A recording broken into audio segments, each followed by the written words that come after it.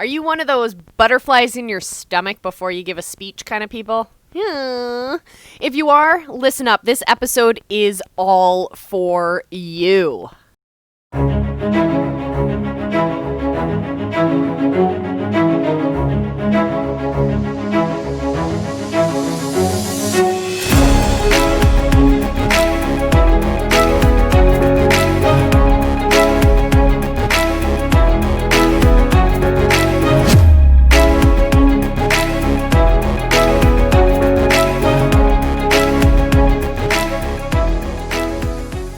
Hello, everybody, and welcome to the Lifelong Podcast. I'm Coach Molly from 3 Pines Leadership, and I'm so excited you're here with me for yet another fantastic episode. If you're new here, hi, I'm Molly. I'm a life and leadership coach. I work with conflict, I work with communication, and I help people change the world by taking their ideas to the next level. I help women stand up, speak out, and change the world with their wild and crazy ideas. If you want to get in touch with me, you can. I'm Coach Molly with an E on Twitter, and you can also find me on Instagram at 3 Pines Leadership. If you are listening to this on your favorite podcast platform, because Lifelong is available on all of your favorite podcast platforms, I encourage you to hop on over and check us out on video at the 3 Pines Leadership YouTube channel, because we post not only all of our podcast episodes in video format, but we also got a lot of fun other stuff going on the 3 Pines Leadership YouTube page. So come join us, check us out there, and subscribe while you are. This episode I'm really looking forward to. It's all about my secret tips to deal with those nerves, those butterflies in your stomach, and how to maximize that moment of conflict to get the most out of it. So I'm going to give you 5 tips. 5 of them, all right? So count with me as we go. So the first one, rule number 1, if you only remember this, then remember this. It's what I call the Zen Zone. So get yourself into the Zen Zone. And the Zen Zone, I'm going to say it 100 times, is an hour long. And that hour exists as the hour before you give your speech. So in that time, you are not allowed to rehearse your speech at all. And this is going to force you to remember to dive into being passionately aware and passionately curious about what your topic is. That way, you're going to be spending more and more of your time ahead of your speech date preparing stuff, researching, questioning things, engaging in the content, diving into it, sculpting your presentation. That's when you do your rehearsing. You do it on a regular basis as you're building out the presentation. And if you find this Zen Zone, this hour before your presentation, block it off as time that you're done your speech, you're done your presentation. Pretend as if you've already spoken on stage and it's time to just walk off and enjoy the fruits of your labor. Relax. If you spend this time cramming, you're going to put your brain into an anxious state, and it's not going to remember stuff as well. If you allow time for your brain to rest and time for that information to percolate down and really settle in, you're more likely to mess up. So, my friends, make sure you find that Zen Zone 1 hour before your presentation. Don't rehearse your presentation. That's all you have to do in that hour. You do whatever you want the rest of the time. Just the one thing in that Zen Zone is you are not going to be focusing on rehearsing your presentation at that point. Spend your time rehearsing long beforehand. So the second rule is also a time-based rule. This is what I call the 20-minute rule. And that is the 20 minutes before your presentation. You're going to show up early. I've told this story before, and I'm probably going to tell it again, about one of the first presentations I gave on a big stage at a big conference, and I showed up 5 minutes before my presentation. I hung out in the bathroom because I didn't want to be seen. I didn't want to mix and mingle with people. I just wanted to go up on stage, and I did that for 2 reasons. what my brain was thinking back then was, first off, I'm super nervous and I need to just like freak out and panic, and I will show up at the absolute last moment.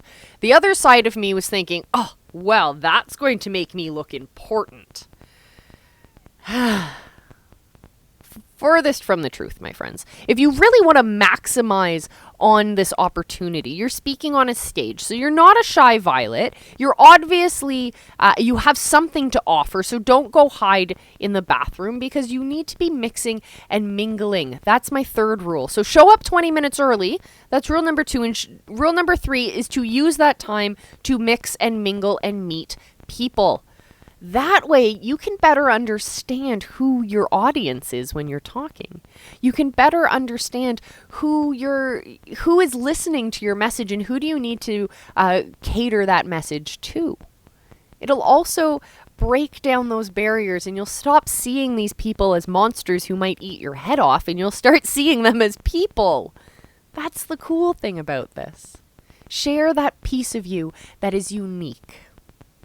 So before you get into, even into the building, while you're still preparing, I need you to keep rule number 4 in mind. And rule number 4 is to make sure that you develop a plan B. I don't know how often I talk about this, but it's pretty often. But always have a backup to your technology. Don't rely on being don't be 100% about your technology being there. Recognize that there's always the potential that something's going to mess up. I relied on technology far too often. 2 different ways, actually. I relied on it being there to have my presentation so that there's some kind of flash and excitement up there. But I also relied on it to be I relied on that flash a little bit too much, where I wasn't really developing my message as much. I wasn't developing the content and what I was actually saying.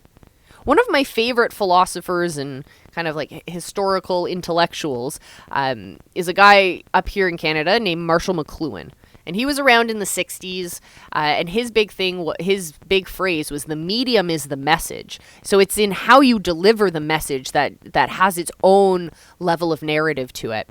So recognizing that was my motto back then, and it was all about being flashy, being exciting, and presenting a shiny package.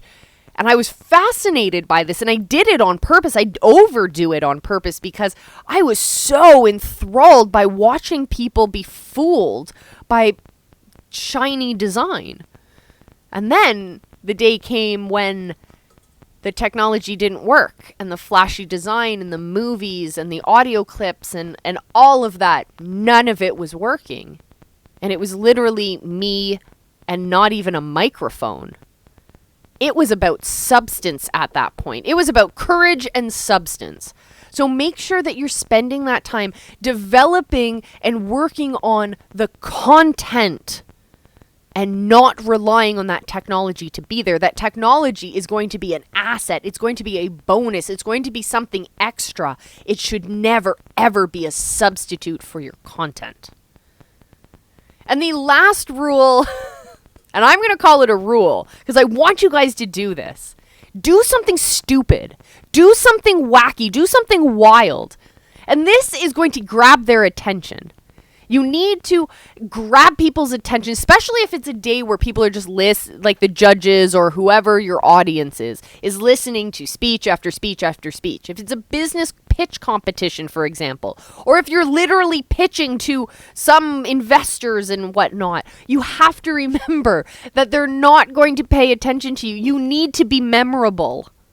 And I don't mean do stupid things that are like literally stupid. But what I mean is do things that are going to catch their attention. But recognize that being goofy, being silly, allowing you to break down those barriers is a fabulous thing. Show them that you're real. Show them that you're a person. Show them your authenticity. Don't be a robot. Don't be mechanical. Be real. Laugh with them.